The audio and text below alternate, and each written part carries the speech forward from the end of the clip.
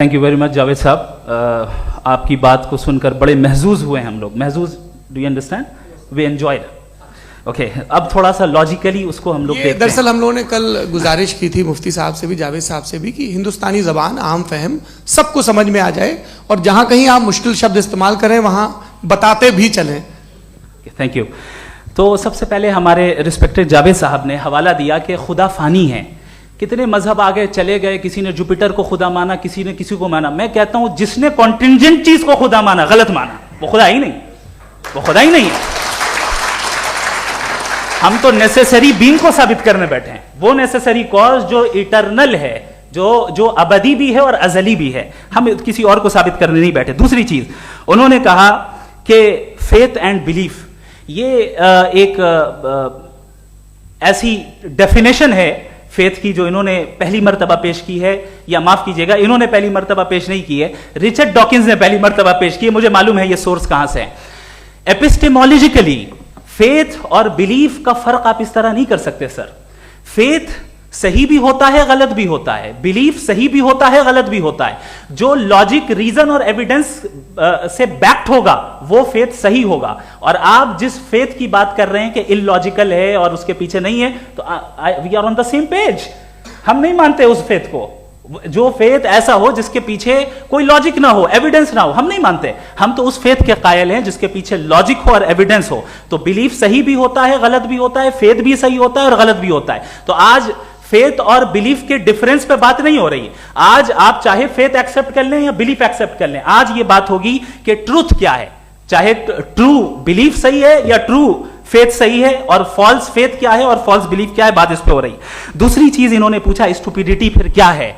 अगर faith, religion stupidity नहीं है तो और क्या है? चूंकि फेथ का मुतालबा करते हैं तो स्टुपिडिटी क्या है?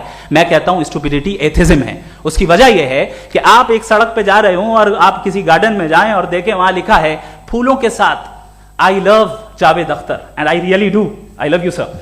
सो जब आप वहां पर पहुंचे तो वहां पहुंचकर अब ये बताएं, क्या आप ये कहेंगे wow what a natural selection? ये क्या नेचुरल सिलेक्शन है? नहीं, ये प्रिसाइजली डिजाइंड है, इसके पीछे डिजाइनर है। लिहाजा अगर कोई एक ऐसी कॉमन सेंस की बात को कबूल नहीं कर रहा है कि यूनिवर्स जो इतने प्रिसाइजली काम कर रहा है, हम कह दें कि खुद ब खुद बन गई, मैं समझता हूं इससे बड़ी स्टुपिडिटी और कुछ नहीं है। ये इर्रेशनल चीज है। फिर हमारे सर ने कहा कि आपने बॉल पे फोकस किया, आइलैंड पे फोकस नहीं किया। अरे आइलैंड को किसने बनाया, यही समझाने के लिए तो बॉल की मिसाल दे रहा हूं। और बॉल भी कॉन्टिंजेंट है, आइलैंड भी कॉन्टिंजेंट है, दोनों नेसेसरी बीइंग का मुतालबा करते हैं। आगे इन्होंने कहा कि नेचर में कोई इंसाफ नहीं है। हम डिसाइड करते हैं कि मोरालिटी क्या होती है, इंसाफ क्या होता है। हम डिसाइड करते हैं, जैसे ड्राइविंग सीट में ट्रैफिक वाला, ये तो किसी खुदा ने नहीं कहा, ये है, इसे कहते हैं फॉल्स इक्विवेलेंस। ये एक लॉजिकल फेलेसी है। आपने जो है मिसाल दी ड्राइविंग की और ट्रैफिक की, ये सब्जेक्टिव मोरालिटी है। आप सब्जेक्टिव मोरालिटी को मिसाल बनाकर ऑब्जेक्टिव मोरालिटी के ऊपर नहीं थोप सकते। इंसाफ की ऑब्जेक्टिव मोरालिटी। अगर आप ये कहते हैं कि नेचर में इंसाफ नहीं है, तो इंसाफ का न होना ये नेचुरल हुआ, तो फिर नेचर को नेचर रहने दे। क्यों हम इतना स्ट्राइव कर रहे हैं दुनिया में इंसाफ लाने के लिए? ये तो इलॉजिकल बात है, इर्रेशनल बात है। इसलिए बहुत सी चीजें ऐसी हैं जो ऑब्जेक्टिवली जो है इविल या गुड हैं, और बहुत सी चीजें ऐसी हैं जो सब्जेक्टिवली हैं। सब्जेक्टिवली जो मोरल होता है या इमोरल होता है, उसको हम सोशल कंसेंसस से या पर्सनल प्रेफरेंस से डिसाइड करते हैं।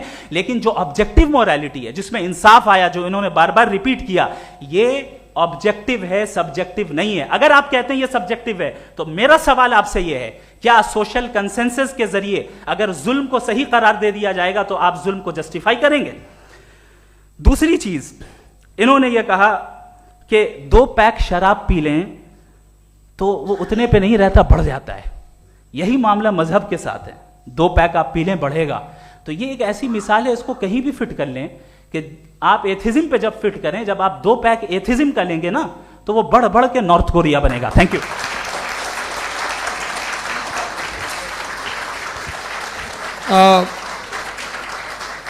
फर्स्ट राउंड के रिबटल के लिए मैं जावेद साहब को इनवाइट कर रहा हूं। आपके पास 7 मिनट का वक्त है, रीसेट कर दीजिएगा प्लीज। मुझे इस बात की खुशी है कि मुफ्ती साहब ने भी मान लिया कि नेचर में कोई इंसाफ नहीं है। तो कोई भी चीज़ जो इंसान ने नहीं बनाई है उसमें इंसाफ नहीं होता है। एक बात मैं आपसे अर्ज़ करूँ, ज़रा पता लगा लीजिएगा, ये जो आप बाग में जाते हैं बेहद खूबसूरत फूल देखते हैं ना, इनमें से कोई नेचुरल नहीं है।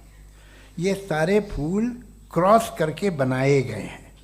जो जंगल में फूल होते हैं नहायत मामूली होते हैं, ये फूल इंसानों ने बनाए हैं। जो आप बाग में देख के वाह वाह कहते हैं, ये इंसानों के बनाए हुए हैं। डिफरेंट फूलों को क्रॉस करके, डेवलप करके, फिर क्रॉस करके इस तरह से बनाए गए। नेचुरल फ्लावर नहीं। किसी जंगल वीरान में जाके आप गुलाब के फूल नहीं देखेंगे। ये सब बनाए हुए इंसान ने, बहुत से काम इंसान ने किए हैं। बाकी है कि आपने मेरी एक बात का जवाब नहीं दिया, जिससे मुझे शिकायत है कि फेथ क्या है और आप फेथ मांगते क्यों हैं मुझसे। आप तो लॉजिकल हैं, आपके पास तो सारे रैशनल हैं, आपके पास सारे सबूत हैं, तो आपको फेथ की डिमांड क्यों करते हैं कि भाई तुम सरेंडर कर दो और सवाल मत करो। कोई मजहब सारे सवाल करने की इजाजत नहीं देता है और मना करता है कि ज़्यादा सवाल ना करो, बह जाओगे तुम। आप क्यों रोकते हैं? हकीकत यह है कि इंसानी तारीख क्या है। इंसानी तारीख ये है कि दुनिया में दो तरह के लोग हुए हैं। एक वो जिन्होंने अपनी लाइल्मी की परस्तिश की है, दूसरे वो जिन्होंने अपनी इग्नोरेंस या लाइल्मी से झगड़ा किया है और मालूम किया है कि क्या है। ये जो आप कह रहे हैं, आज आप हैरान हैं कि भाई ये यूनिवर्स कैसे बनी। लोग हैरान थे कि सूरज डूबता है तो इधर से कैसे निकलता है। और आप एक कदम जाके हमेशा का मानने को तैयार है, एक कदम पीछे ही मान जाइए। भाई आप इसके बाद जाते हो, कहते सवाल ना करना कि ये कहाँ से आया, ये पावर तो हमेशा से हमेशा रहेगी। तो आप यूनिवर्स के बारे में मानने में क्या तकलीफ है? एक कदम पहले रुक जाइए। ये हमेशा से थी या नहीं थी हमें मालूम नहीं है। और ये कहना कि हमें मालूम नहीं है, कमाल ये है कि दुनिया के सारे मजहब सब जानते हैं ये दुनिया कैसे बनी थी, कैसे मिटेगी, मरने के बाद क्या होगा, इनको सब इल्म है। इनको किसी को डायनासोर होते थे पहले ये नहीं पता था, किसी को नहीं पता। किसी भी दुनिया की मजहबी किताब में डायनासोर का जिक्र नहीं है। लेकिन बाकी सब बातें, how to make universe in 4 easy lessons and बाकी सब पता है। जिसको सब पता है वो गड़बड़ है। हम में ये इंकिसार, ये ह्यूमिलिटी होनी चाहिए कि हम ये कहें कि हमें ये बहुत सारी बातें नहीं मालूम, लेकिन हम उनकी परस्तिश ना करें, अपनी लाइल्मी को की परस्तिश ना करें, हम उसे पता लगाने की कोशिश करें। जिस दुनिया में आप बैठे हैं सर, ये हॉल जो है, ये इलेक्ट्रिसिटी जो है, ये माइक जो है, जिस हवाई जहाज से आप आए थे, वो जिस कार से आप यहाँ आए हैं, ये सब उन लोगों की बनाई हुई है जिन्होंने सवाल किए थे। ये दुनिया जिसमें आप आज आराम से हैं, ये उन लोगों की बनाई है कि जिन्होंने सवाल किए थे। और हर स्टेज पे इन सवालों को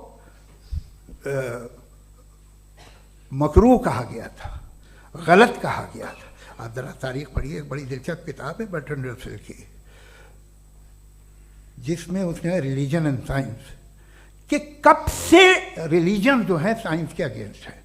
और हद तो यह है कि भाप के इंजन के खिलाफ थे, स्टीम इंजन के भी खिलाफ थे, और फतवे हुए उन पे, वेटिकन ने दिए।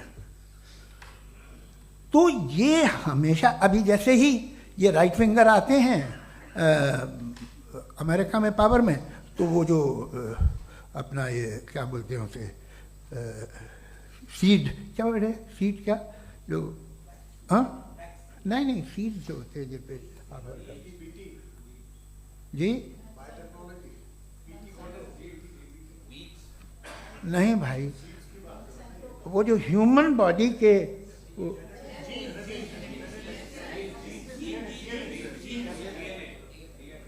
उस पर रिसर्च बंद हो जाती है, रिपब्लिकन नहीं करने देते। अरे भाई इतना डर क्या है तुम्हें? एक ज़माने में बहुत नाराज थे ये सारे मजहबी लोग कि ये इंसान तो इंसान बनाने की कोशिश कर रहा है। आपको क्या तकलीफ भाई, बना ले तो बना लेने दो, ये खौफ क्या है? और ये सब आज जो आप कह रहे हैं नामुमकिन है, ये कैसे हुआ? मुझे एक किस्सा याद आता है। जब मैं 6ठी क्लास में था तो मैं मैथमेटिक्स में बहुत वीक था, तो एक टीचर रख दिया गया। उसने 1 2 3 4 5 6 7 को सिखा दिया मुझे। वो दिन मैं भूल नहीं सकता हूँ मुफ्ती साहब, जिस दिन उसने ये बताया कि 1/2 क्या होता है और 3/4 क्या होता है, मुझे ऐसा लगा कि मेरा सर बीच से फट जाएगा। यह आदमी कह रहा है कि जो दीवार के अंदर जाओ वॉक करते हुए। आज हंसता हूँ मैं इस बात पे। तो आज जो बातें आपके जहन से बिल्कुल परे हैं और आप हैरान होते हो उन्हें देख के, एक वक्त आएगा कि मामूली लगेंगे। और हुआ है, आपकी इंसानी तारीख ही है। इतनी जल्दी सारे फैसले आप मत कर लीजिए, थोड़ा ये ह्यूमिलिटी रखिए कि भाई ये हमें नहीं मालूम। ये कहने में क्या है, ये यूनिवर्स कहाँ तक फैली, ये कब से है और कब तक रहेगी, हमें नहीं मालूम। आपने फैसला कर लिया कब बनी, ये आपके हिसाब से कोई 14 बिलियन ईयर बनी जो समझा जाता है। उससे पहले हजारों करोड़ों अरबों साल तक खुदा बैठा क्या कर रहा था? खामोश बैठा था, ऐसी जमाइयाँ ले रहा था। फिर उसे आइडिया है, यार एक काम करते, वक्त अच्छा गुजर जाएगा, यूनिवर्स पर आपसे सोचिए। वो तो हमेशा से है ना, मगर यूनिवर्स हमेशा से नहीं है, ये तो बनाई गई है। और उससे पहले क्या था, इनका क्या काम था? कैसी बात है, ये बड़ा आसान है। जो बात हमें आज धीरे धीरे पता चली है, बरसों 2000 और 2500 साल पहले आपको किसी ने बता दिया कि क्या था, आप मान गए, और तब से वही मान रहे हैं जो 2500 साल पहले कहा गया था। सब कुछ बदल गया है, सॉल्व हो रही हैं चीज़ें। अभी साइंस बिल्कुल दावा नहीं करती, या कोई फिलोसफर ये दावा नहीं करता कि हमें सब मालूम, बल्कि वो कहता है कि हमें जितना मालूम होता है उससे ये मालूम होता है कि हमें कितना कम मालूम। तो हम अपनी जहालत से लड़े, उसकी परस्तिश न करें। जी, time. Thank you so much.